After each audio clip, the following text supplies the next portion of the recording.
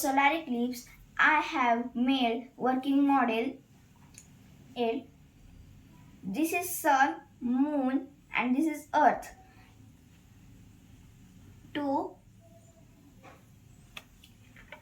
This is DC motor I use here to rotate the sun, and here also I use DC motor to rotate earth. I used to switch one speed controller, one LED light to show sun's light. I use here speed controller because DC's motor speed is very fast. To control the speed, I use here speed controller, and this is a switch power.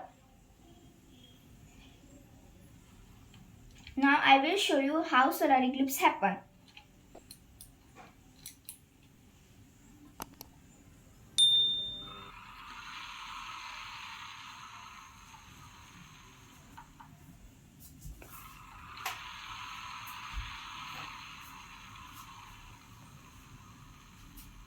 Here you see the shadow of a moon.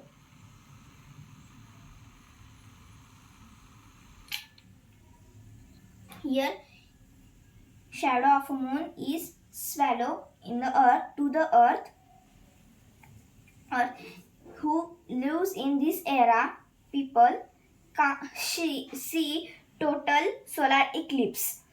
They can't get sunlight. Thank you.